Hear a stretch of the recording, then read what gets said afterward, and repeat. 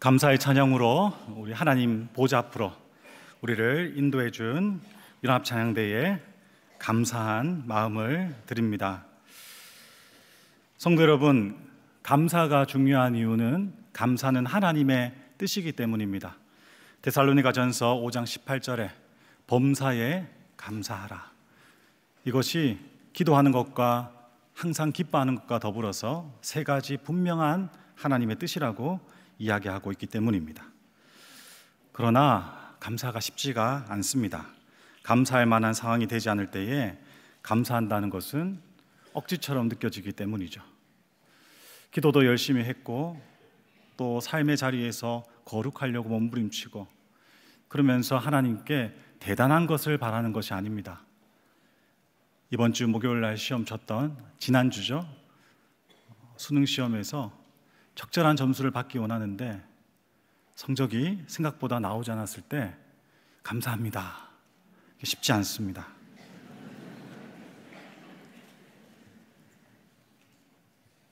재직 투표가 있었죠.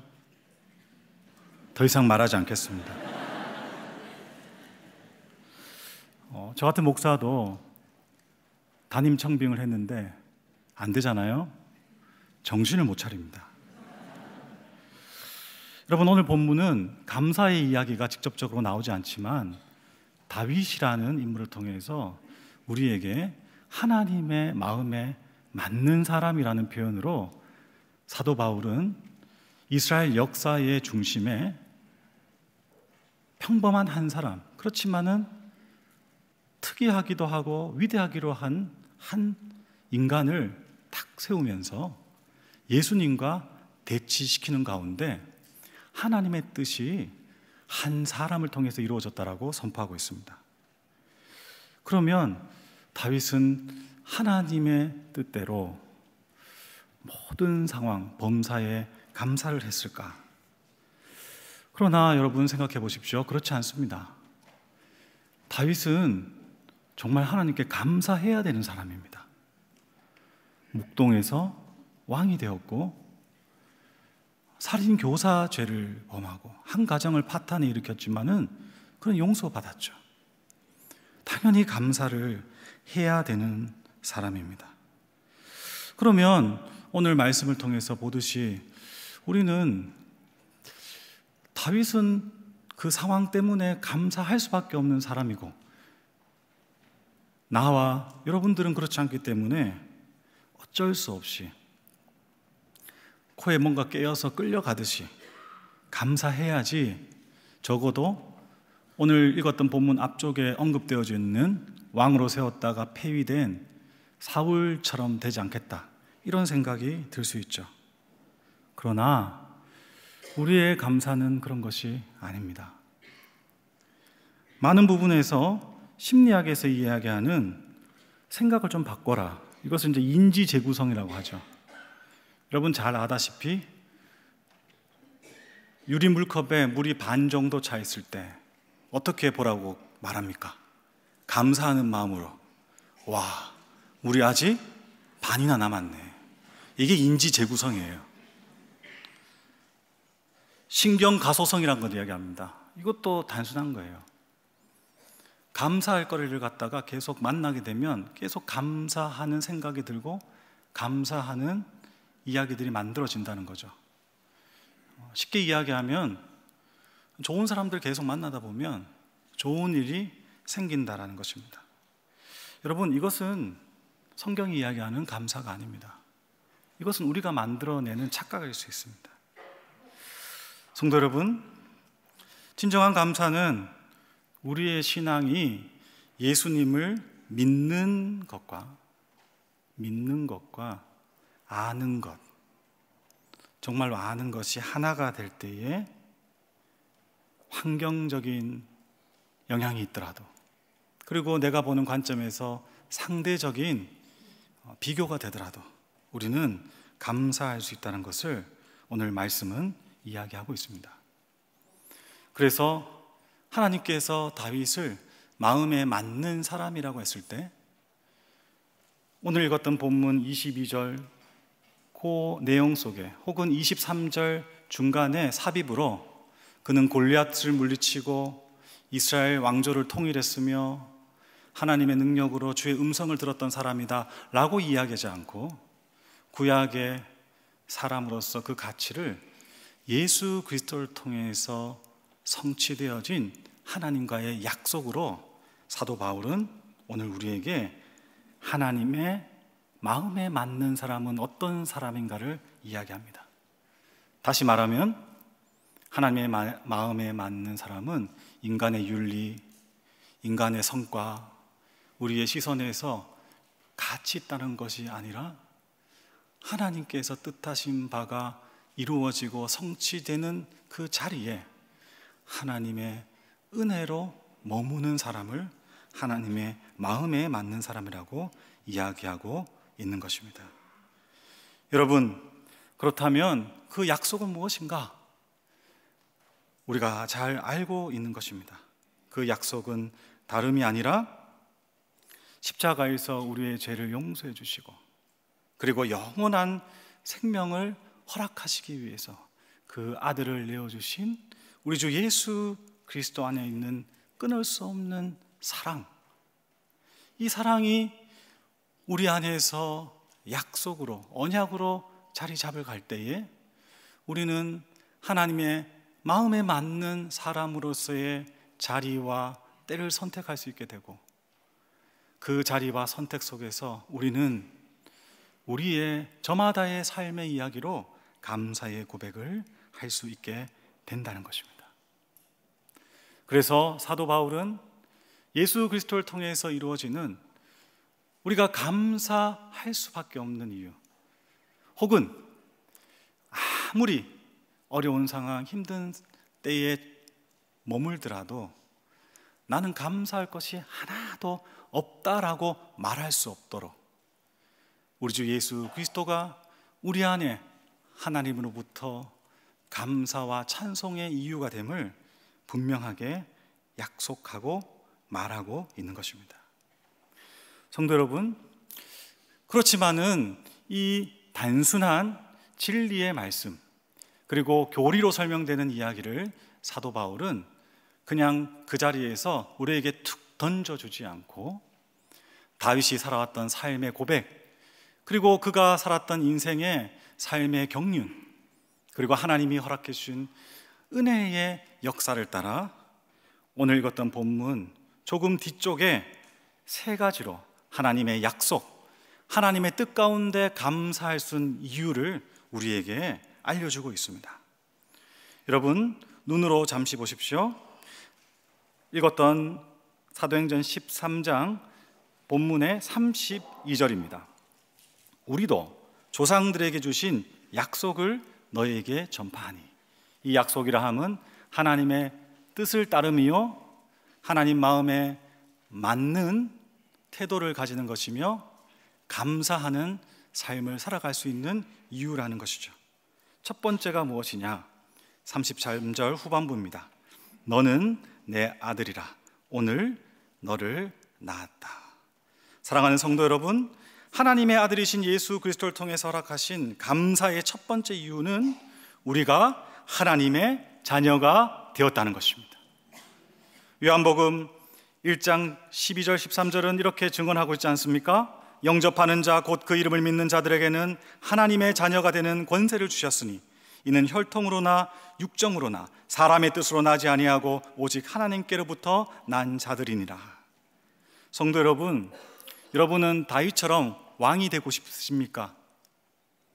대한민국의 대통령이 되는 선택의 길이 있다면 그것을 선택하시겠습니까? 아니면 하나님의 자녀가 되는 길을 선택하시겠습니까? 우리 주 예수 그리스도께서 십자가에 처형당하실 때 산헤드린, 지금으로 이야기하는 유대인들로 구성된 국회에서 예수님의 죄명을 무엇으로 받냐 하면 신성모독이었습니다. 왜 신성모독이냐? 자신을 하나님의 아들이라고 이야기했기 때문입니다. 성도 여러분, 다윗도 깨닫지 못하고 누리지 못한 정체성, 시대를 좌지우지했던 왕이 소유하지 못했던 하나님의 은혜가 지금 예수 그리스도를 통해서 우리에게 주어졌습니다. 우리가 하나님의 자녀라는 것입니다. 예수님은 그것 때문에 십자가에서 죽으셨습니다. 여러분, 어떤 사람도 그리고 어떤 조건도 환경도 여러분의 하나님의 자녀라는 존귀하고 아름다운 정체성을 흔들거나 공격하는 것을 용서하지 마십시오. 물건으로 취급하든지 비인격적으로 대하든지 그리고 나의 존재를 무시하는 그 어떤 것도 받아들이지 마십시오. 우리는 하나님의 자녀 되는 권세를 그분의 핏값으로 얻었습니다. 여러분, 이것이 우리가 감사해야 되는 이유라는 것입니다. 두 번째, 34절 후반부에 보시면 이렇게 이야기합니다. 내가 다윗의 거룩하고 미쁜 은사를 너희에게 주리라. 표면적으로 은사라고 하니까 전쟁을 잘하고 시도 잘 짓고 노래하는, 그리고 간혹 이 돌팔매질도 잘하는 그런 은사라고 생각하는 분도 계시지만은, 여기서 미쁘신 은사는 다름이 아니라 다윗의 인생에서 매 순간순간을 하나님께서 약속하셨고 그 약속으로 다윗의 삶을 아름답게 완성하셨다라는 이야기입니다. 성도 여러분, 고린도 후서 1장 20절은 우리 주 예수 그리스도께서 우리에게 허락해 주신 놀라운 은혜를 이렇게 설명합니다. 하나님의 약속은 얼마든지 그리스도 안에서 예가 되니 그런즉 그로 말미암아 우리가 아멘하여 하나님께 영광을 돌리게 되느니라. 하나님의 약속이 어떻게 된다고요? 그리스도 안에서 예가 된다는 것입니다. 노가 되는 게 아니라. 우리는 성공을 생각합니다. 우리의 인생 한순간 한순간이 성공해야지 하나님께 받아들여지고 내가 하나님께 가치 있는 존재고 하나님이 나를 수용해 주셨고 나를 인정해 주신다고 생각합니다. 그런데 조금이라도 내 생각과 상황이 틀려지거나 그리고 나의 뜻대로 되지 않을 때 우리가 예수 그리스도 안에서 예라고 받아들였다는 것을 의심하게 되는 것이죠. 여러분, 그렇지 않습니다. 우리의 삶이 왜 귀합니까? 우리는 위대한 업적을 남긴 사람도 많지 않고 가문이 좋아서 금수저를 잡고 태어난 것도 아니고 그리고 세상 사람들한테 뭐 내세울 만한 그런 것들이 있는 그런 사람들이 아닙니다. 간혹 그런 성도분, 그런 사람들이 한둘 있지만 우리는 다 그렇지 않습니다. 그런데 왜 우리의 삶은 존귀합니까? 왜 우리의 삶은 아름답습니까? 왜 우리의 삶은 감사할 수 있습니까? 그것은 작은 우리의 살아가는 이야기들이 말씀 가운데 하나님 앞에 약속이 되어서 그 약속 때문에 우리는 우리의 인생이 실패가 없고 성공은 아니라 할 수 있지만 모든 성도들이 그리스도 예수 안에서 승리하기 때문입니다. 성도 여러분, 여러분의 인생은 승리하는 인생인 걸 믿으시기 바랍니다. 한 사람도 이 자리에서 실패한 인생이 없습니다. 가치 없는 인생이 없습니다. 하나님 앞에 약속되어진 영혼들이기 때문에 우리의 인생은 승리할 것입니다. 주님의 은혜 가운데 아름답게 완성될 것입니다. 그래서 우리는 감사할 수 있습니다. 마지막으로 35절, 주의 거룩한 자로 썩음을 당하지 않게 하시리라. 성도 여러분, 우리가 예수 그리스도를 통해서 감사할 수 있는 이유는 죽음을 이기는 영생의 생명을 이미 주셨기 때문입니다. 우리는 나사로의 죽음과 다시 살아난 사건을 잘 알고 있습니다. 그 자리에서 죽음에 압도되어서 절망 가운데 부활이라는 교리적 지식으로 주저앉아 있는 마르다에게 예수님께서 이렇게 말씀하시죠. 요한복음 11장 25절 26절입니다. 예수께서 이르시되 나는 부활이요 생명이니 나를 믿는 자는 죽어도 살겠고 무릇 살아서 나를 믿는 자는 영원히 죽지 아니하리니 이것을 내가 믿느냐. 성도 여러분, 우리의 죽음은 심판이 아니라 보상입니다. 하나님의 결산이 예수 밖에 있는 자들에게는 멸망의 사건이요, 멸망의 시간일 것입니다. 그러나 우리에게는 새로운 시작이요, 보상의 사건이 되는 것입니다. 여러분, 심판이 두렵지 않는 인생, 죽음이 두렵지 않는 인생, 여러분, 그런 인생을 우리는 살 수 있습니다. 죽어서 믿어 천국 가는 것으로 끝나지 않고 우리 주님 말씀처럼 무릇 살아서 나를 믿는 자는 영원히 죽지 않을 것이다. 그 말이 무엇입니까? 지금도 뛰고 있는 이 심장처럼 우리 안에 하나님의 자녀된 권세로 우리의 삶이 약속에 붙들렸다는 확신 속에서 우리는 계속해서 내일을 향한 하나님으로부터 받은 소망으로 끊임없이 심장이 뛰듯이 달려가게 됩니다. 그리고 우리는 도전하는 삶을 살 수 있습니다. 그리고 그 힘을 다른 어떤 것이 아니라 삶의 근원적 힘을 주시는 예수 그리스도 안에서 약속된 성령님의 도우심과 역사로 우리는 그 일들을 감당해낼 수 있는 것입니다. 때로는 쓰러질 때도 있습니다. 두려워할 때도 있고, 그리고 오랜 시간 절망 가운데 주저앉을 때도 있죠. 그렇지만은 우리는 반드시 일어설 것입니다. 우리는 반드시 승리할 것입니다. 그리고 우리는 반드시 많은 믿음의 사람이 그러했던 것처럼 우리 인생의 결산에서 말할 수 없는 하나님의 은혜와 사랑에 감사와 찬양을 올려드릴 것입니다.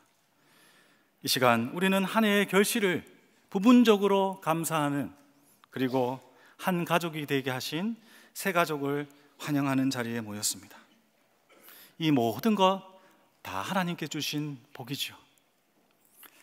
그럼에도 불구하고 감사의 고백이 더딘 분들, 이 자리가 찬양으로 진실한 하나님의 따뜻한 손길로 위로받는 시간이 되시기를 축복합니다. 감사의 고백이 입에서 무디다면 감사할 수 있는 하나님의 은혜를 다시 깨우치고 눈뜨게 하려고 기도하는 시간이 되시기를 축복합니다. 이미 하나님께 주신 이 땅에서의 은혜가 너무 크다면 이 주신 은혜를 어떻게 갚아야 될지 결단하고 주님께 찬송과 영광을 올려드리는 귀한 시간이 되시기를 예수님의 이름으로 축복합니다. 기도하겠습니다. 하나님 아버지, 우리는 감사할 수 없고 그리고 감사하기 어려운 삶을 살지만 우리 안에 계신 끊임없이 흘러넘치는 하나님의 은혜와 주님의 풍성한 생명의 역사가 이 자리에 우리를 세워주셨고, 그리고 우리에게 감사할 수 있는 고백의 사람으로 인도하셨음을 이 시간 고백합니다.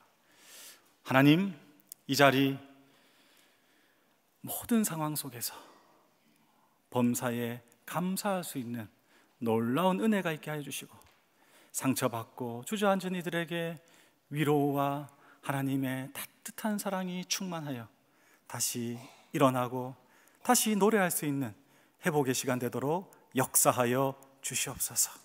하나님, 이 시간 오직 주님 영광 받아주시고 우리의 감사의 찬송을 통하여서 홀로 영광 받아 주시옵소서. 감사하며 우리 주 예수 그리스도 이름으로 기도드립니다. 아멘.